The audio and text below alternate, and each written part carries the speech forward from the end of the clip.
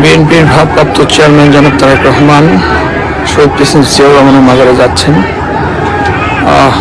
এখানে লক্ষ লক্ষ মানুষ তাকে অভ্যর্থনা জানার জন্য, এক নজর দেখার জন্য দাঁড়িয়েছেন প্রিয় নেতাকে।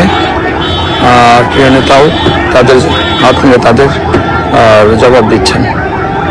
আর এখান থেকে শহীদ প্রেসিডেন্ট জিয়াউর রহমানের মাজার জিয়ারত শেষে উনি এখান থেকে যাবেন আপনার জাতীয় স্মৃতিসৌধে।